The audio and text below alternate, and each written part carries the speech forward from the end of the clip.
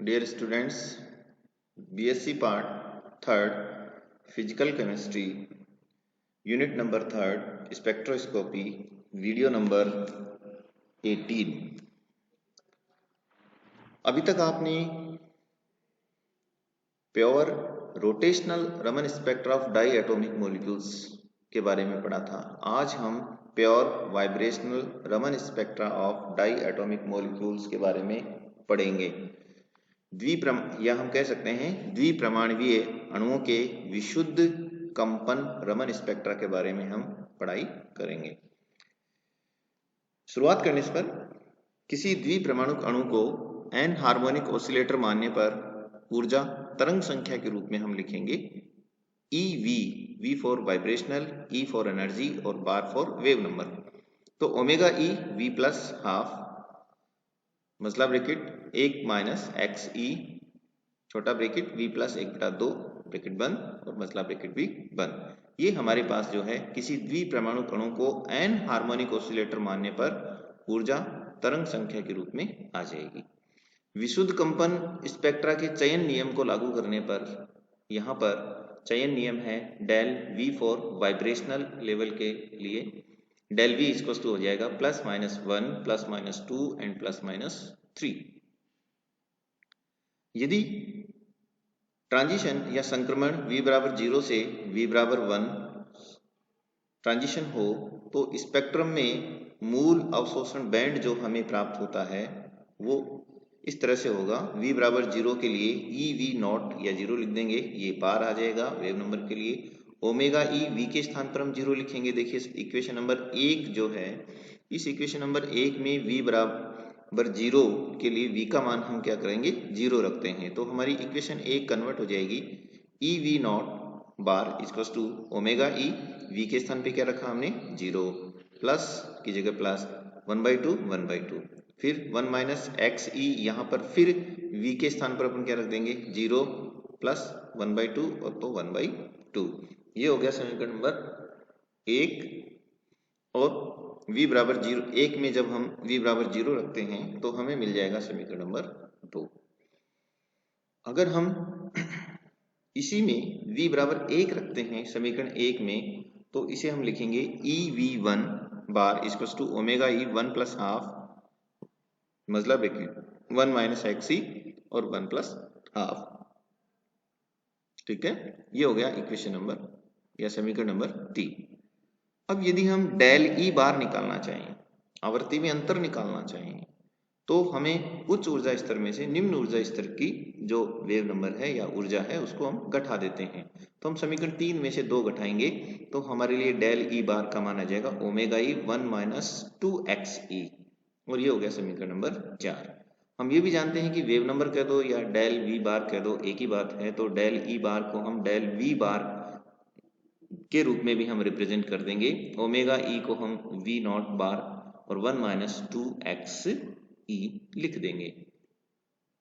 अब इसके बाद आगे हम देखते हैं, हमें समीकरण नंबर 5 इसी में जो है रमन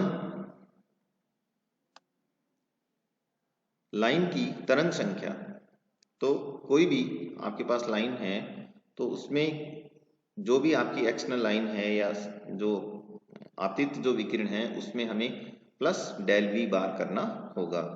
तो ये फंडामेंटल जो निकालना है तो v bar x e x plus minus V0 1 minus 2x e हमें ऐड करना होगा, जैसा कि हमने पहले भी पढ़ा था। यदि स्टोक लाइनें की आवृत्ति हमें निकालनी है तो आपतित विकिरण की जो आवृत्ति है उसमें से V0 बार 1 माइनस 2x ई को कम कर दीजिए तो हमें स्टोक लाइनों की आवृत्ति प्राप्त हो जाएगी। यदि हमें एंटी स्टोक लाइनों की आवृत्ति प्राप्त करनी है तो जो आपतित विकिरणों की आवृत्ति है Vx बार प्लस इसमें हम ऐड कर देंगे V0 बार 1 माइनस 2x ई।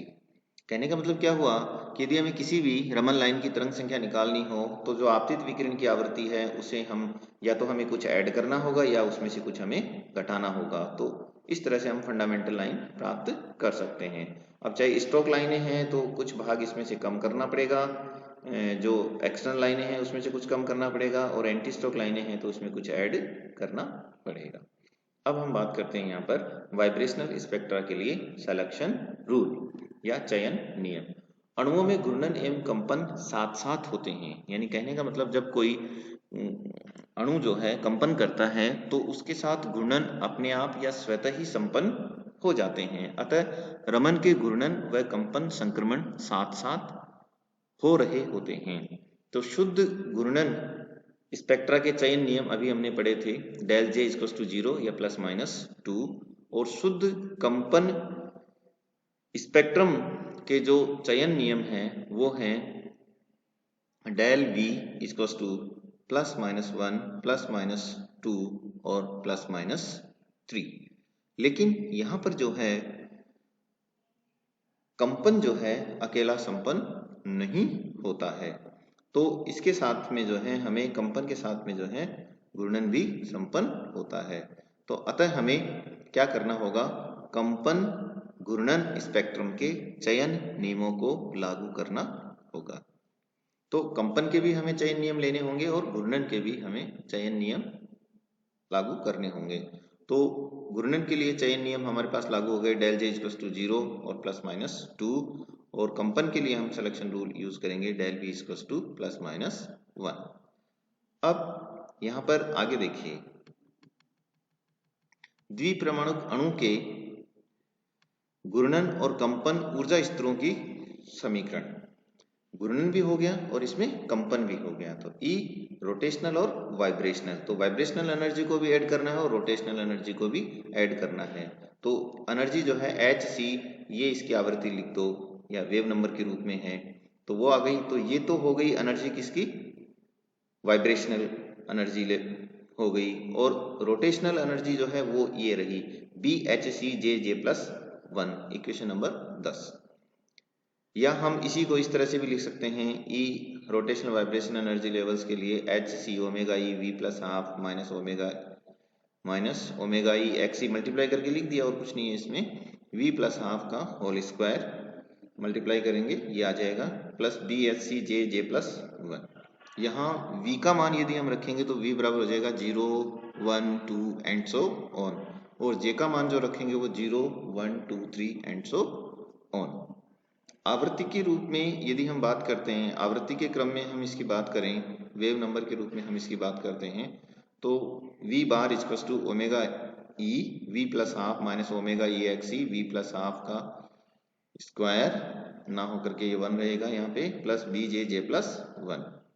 समीकरण 11 पर कंपन घूर्णन स्पेक्ट्रा के चयन नियम यदि लागू करते हैं तो del V bar equals to V naught bar +-2b 2j +3, यहाँ पर वी नॉट बार हो जाएगा ओमेगा ई 1 - 2x ई।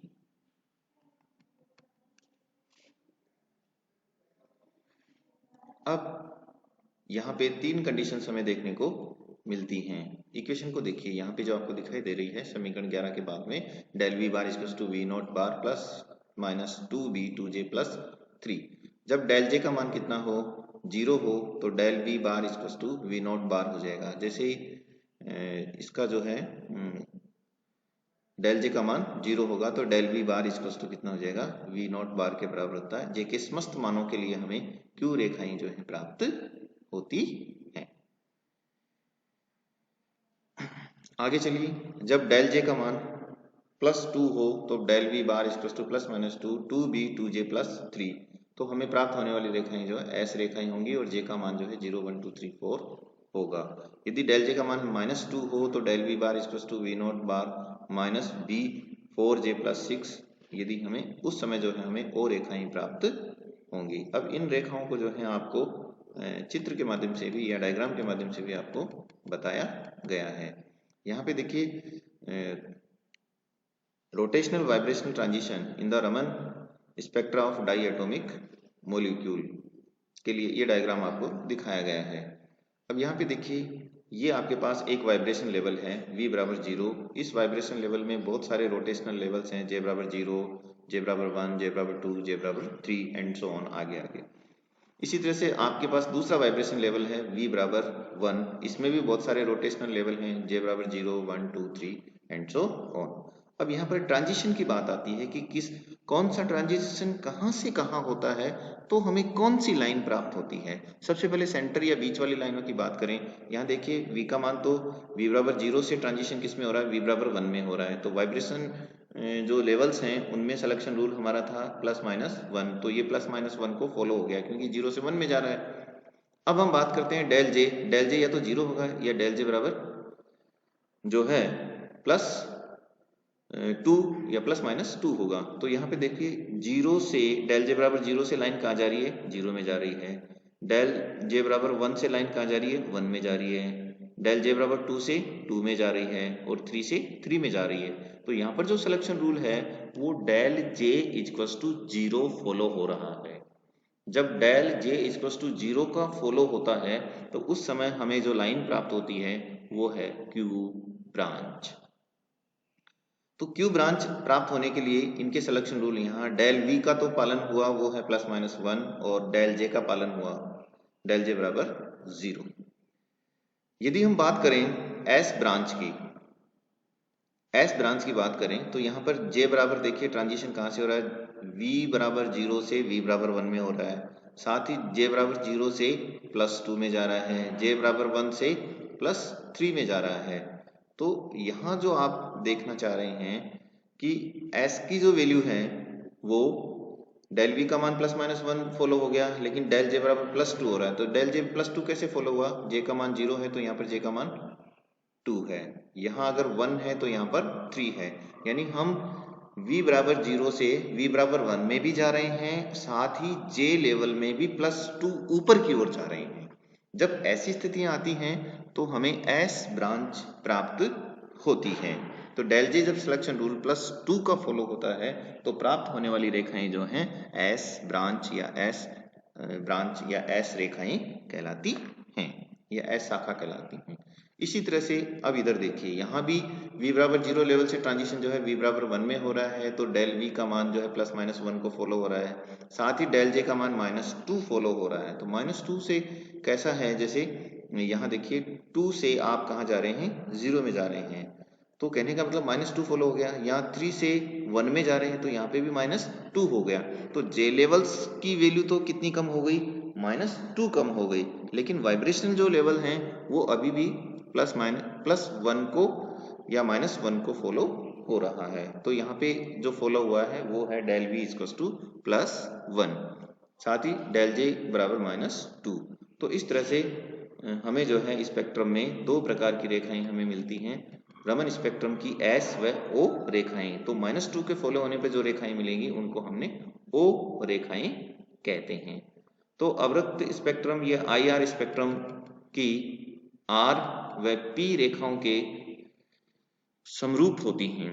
अवृत्त स्पेक्ट्रम या IR स्पेक्ट्रम की जो R और P रेखाएं होती हैं उनके ये दोनों रेखाएं जो हैं समरूप होती हैं, जबकि Q रेखाएं केवल रमन स्पेक्ट्रम में ही प्राप्त होती हैं, क्योंकि यहाँ पर selection rule del J equals to 0 भी फॉलो होता है। जबकि Q रेखाएं केवल रमन स्पेक्ट्रम में ही आएगी, अवृत्त स्पेक्ट्रम में इन रेखाओं का अभाव होता है। तो यहाँ पर देखिए Q ब्रांच सेंटर में आपको नजर आ रही है, डेल V के डिफरेंस के साथ आप इधर जाएंगे तो दाहिनी ओर आपको S ब्रांच मिलेगी और बाईं ओर हमें O ब्रांच मिलती है। धन्यवाद, आज इतना ही। कुछ क्वेश्चंस भी आपके लिए यहाँ पर इंपॉर्टेंट क्वेश्चंस के रूप में आपको दिए गए हैं, इन क्वेश्चंस को भी आपको सोल्व करना है।